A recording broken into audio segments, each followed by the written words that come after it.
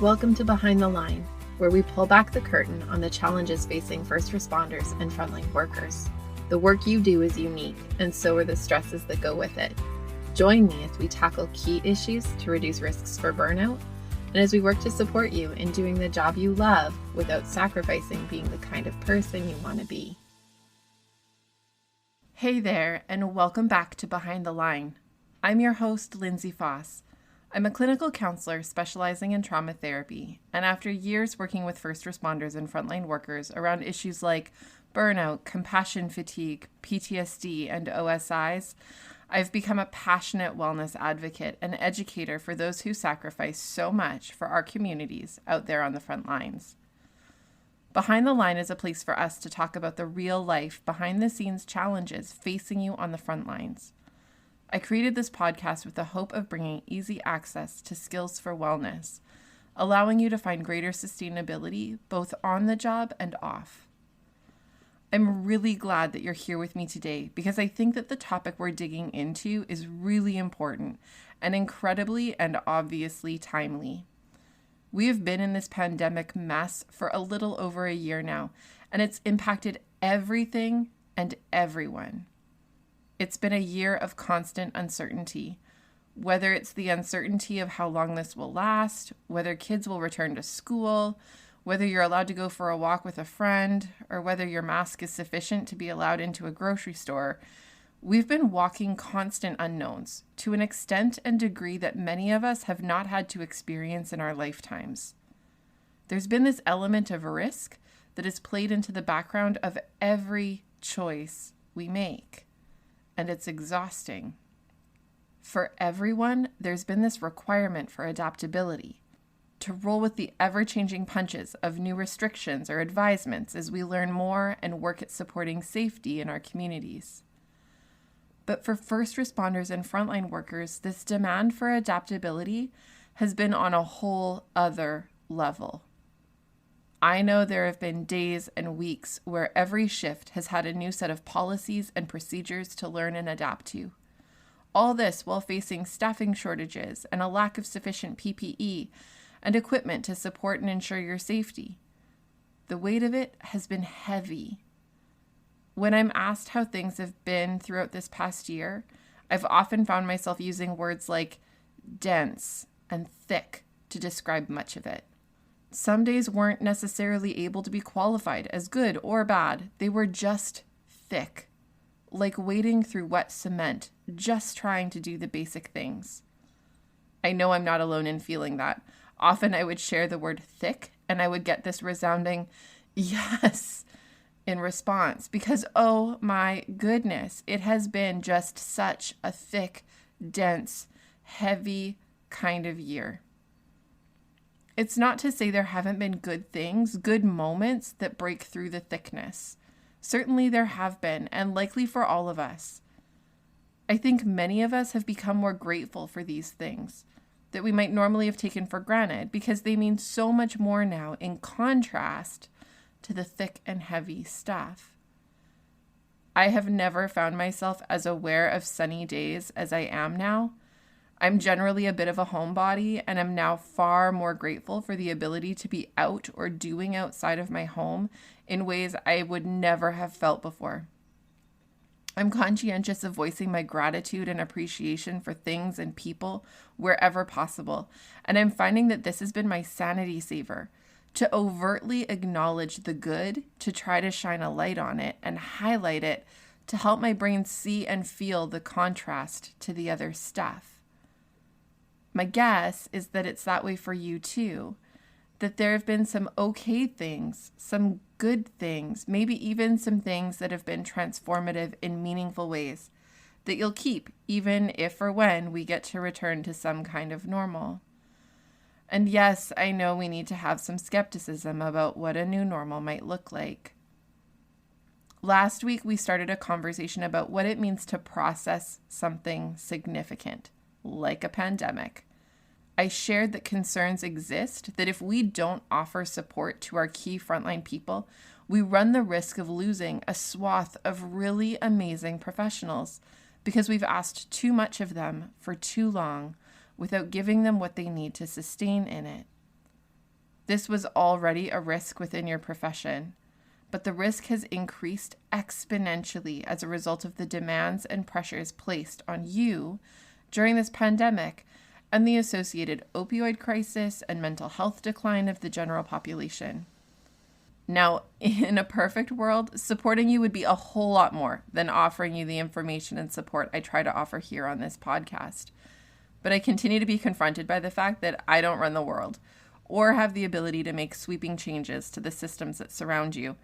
So I'm going to do the best I can to give you what I can, and I hope that you'll make use of it in ways that help protect and preserve you to the best of your ability within this context of systemic shortcomings and, at times, outright failures that we're all caught in.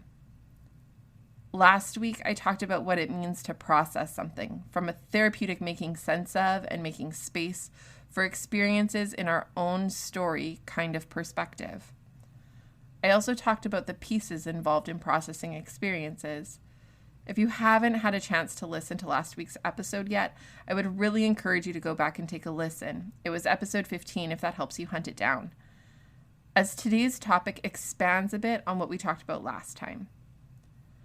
Today, I want to talk a bit about what we need to set ourselves up for success when it comes to processing and integrating experiences. As a heads up, what we're going to talk about today may feel a bit familiar if you've been a loyal listener, as it's going to bridge into several concepts that we've talked about on the show before. I also want to say that we're focusing on this area of processing as it relates to the pandemic experience that we're collectively facing, but these same principles and tools remain the same regardless of what type of stressor or trauma-related experience we're talking about.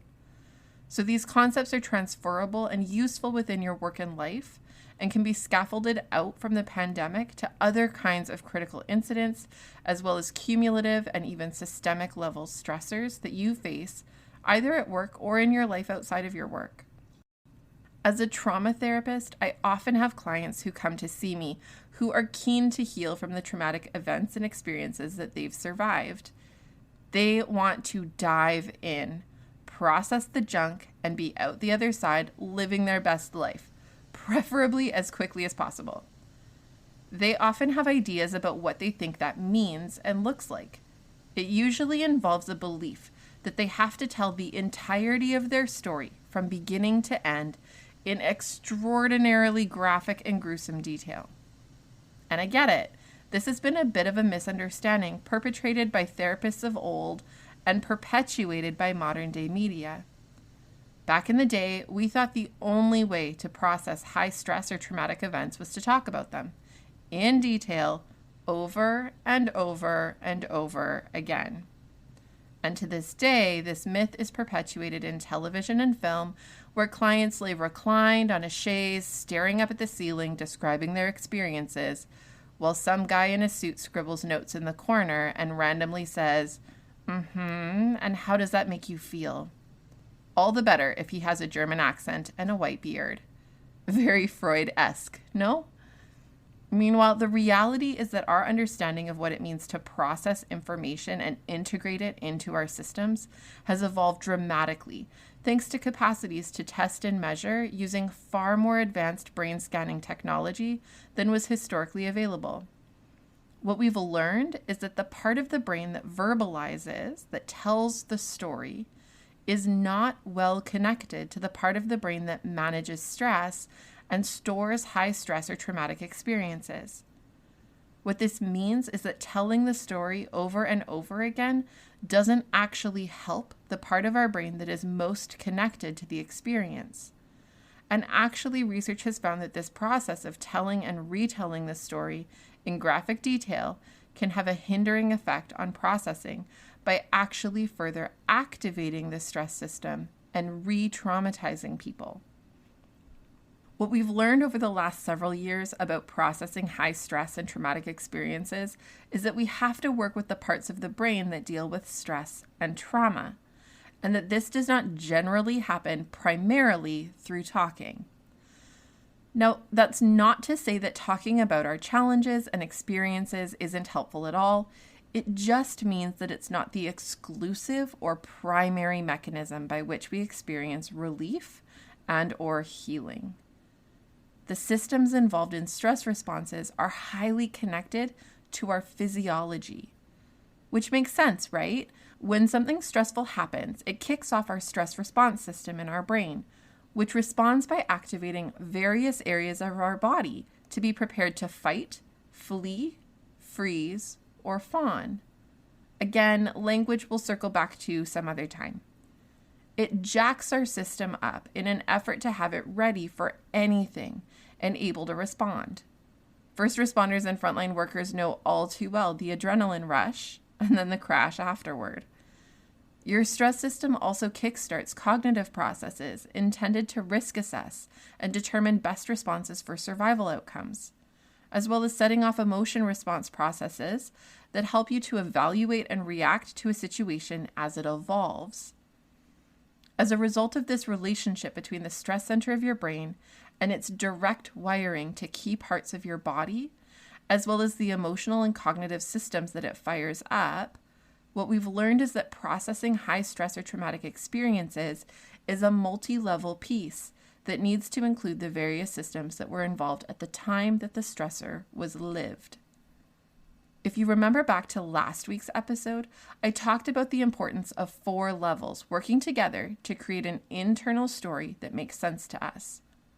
The levels were our emotions, our cognitions, our physiology, and our psyche. We talked about how these levels need to come together to process and integrate experiences. If it's helpful, I've included the link for the PDF summary from last week's episode about these 4 levels in the show notes for this week as well. Feel free to take a look at that if it's helpful for you to reference as you work through your own process. Now, to set ourselves up for success in doing this whole processing and integrating thing, there are a few pieces that are important to understand and include. First and foremost, safety is key. The opposite of stress and trauma is safety. When we are working to quiet our stress center and reduce its activation, we want to try to offer it the opposite of stressful and further activating experiences, which is why safety is a really important piece. Safety helps to reassure our brain and our body that we are out of the hot seat moment of a significant stressor or traumatic event, and that we can let our guard down a bit. It lets our brain and body take a break from scanning for threat, assessing for risk, and running anticipatory scenarios to be prepared for all of the possible outcomes. Safety also helps us keep our brains and bodies anchored in a context that recognizes that we have not so safe experiences, but that we also have some safe ones, which helps it to process from a lens that knows and feels connected to the fact that the world isn't all bad or hard or stressful all the time. Now, to achieve safety is a different issue. We can understand the need for safety conceptually, but actually putting it into place is a whole other ball of wax.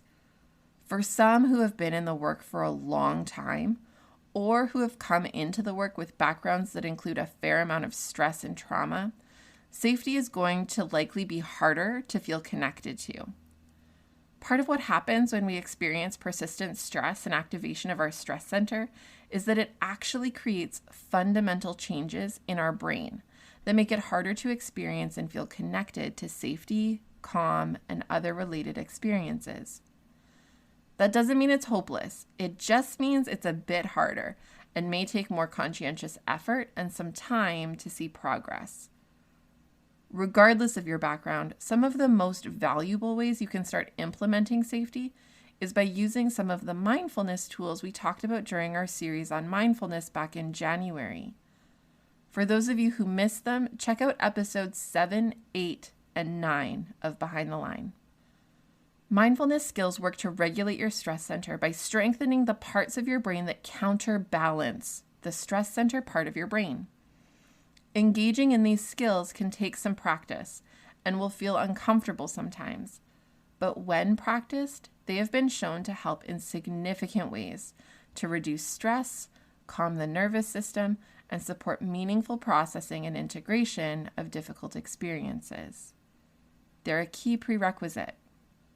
This leads me into number 2. Balanced brains process best. When you think about attempting to be proficient at something, like anything, it takes investment, right? Like if I want to be a good runner, for example, I would need to invest time into strengthening my cardiovascular system for sure. But I would also likely want to do some strength training and stretching to prevent injury, and possibly shift my diet to support my general capacity to run well. Brains are a bit like this too. Like anything else, your brain can overtrain some areas and undertrain others. And when this happens, it has difficulty responding to the breadth of issues that arise. You might get super strong at dealing with emergency situations, but feel like you're crawling out of your skin when your kid wants to cuddle at bedtime. You might be great in a crisis, but find the quiet moments before bed to be agonizing. If you've been a loyal listener, you'll likely know where I'm headed. This is exactly why we've covered some of the topics we have so far, including resilience, mindfulness, and self-care, because these are some of the core competencies and prerequisites for healthful living, as well as healthful processing.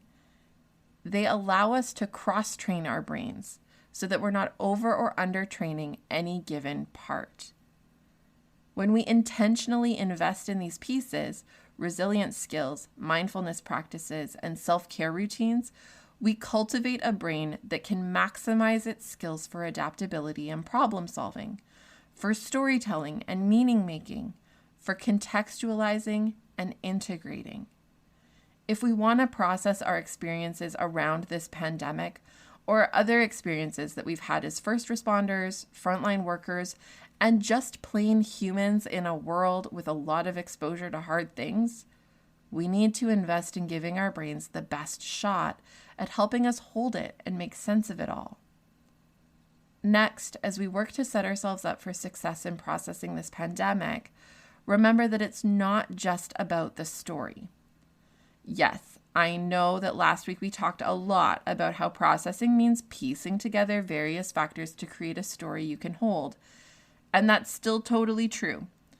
But what I mean here is that processing is not just about the story of what happened, the mechanical details of an experience that would be picked up by a video camera if we recorded it. To process an experience, we need to be able and willing to dig deeper than the superficial telling of the story as it happened, into the spaces of how it happened for us, how we experienced it personally, as a human who is not a robot and feels the weight of the family member's look of desperation, or the smells or sounds or other variables of events or experiences that we are in the midst of. The story is not just a story. It needs to be our story. And we need to be able to interact honestly with ourselves about the way the story is for us.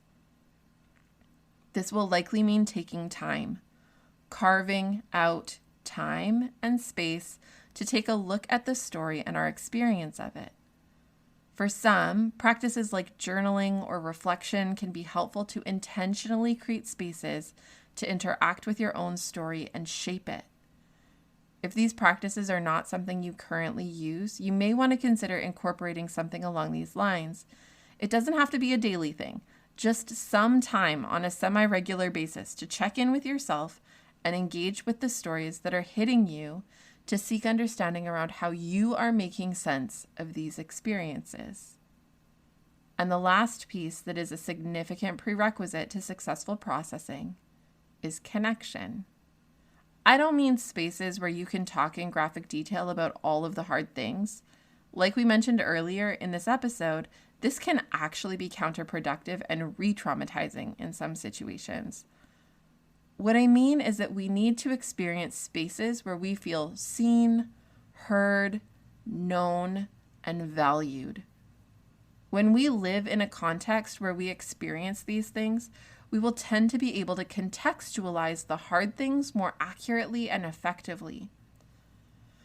Remember last week we talked about how our experience shape biases that can inform how we process and make meaning of experiences. Like we can over-personalize things, or we can experience them through a highly negative skew that connects to my internal sense of worthlessness or other difficulties. When we feel anchored into a community of people who we feel get us and care for us, these skews tend to be quieter and have less involvement in shaping how we perceive and make sense of our experiences. The people in our life also help us to contextualize our experiences and can offer alternative perspectives about how the story is our story. Your people are an invaluable resource.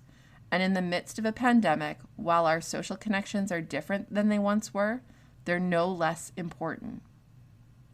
As we wrap up this episode on the pieces we need in place in order to process well, I want to take a moment to just acknowledge you, that you continue to show up here and invest the work into you so that you can continue to invest well into our communities. Next week, we're going to talk about how to talk about our stories with those in our lives. As we look at processing this pandemic and making sense of it within ourselves, there are also challenges we face when we consider sharing our stories with others, whether it be with others on the front lines who get it but tend to respond with one-upping, or with those in our circle who are not on the front lines and struggle to really understand what it's like, but have good intentions and want to be supportive. I hope you'll join us for that. As always, I hope if you are finding this podcast resource helpful, that you'll share it with your friends and coworkers. It's been genuinely amazing to see this resource grow since we launched in December. It's a bit overwhelming, really, but I'm so thrilled to hear stories from many of you about the ways in which this resource has helped you, and I hope it continues to grow and find its way into the hands of those who need it most. Thank you so much for helping me to reach others on the front lines. Your support means so much to me. Like I said, I do hear from many of you regularly about how this resource has been helpful and with thoughts and ideas for future episodes. I love hearing from you, and I hope you'll reach out. You can follow me on social media, you can subscribe to our weekly emails that alert about new podcast episodes, or you can shoot me an email anytime. My contact info is always in the show notes. I'll hope to hear from you soon. And until next time, stay safe.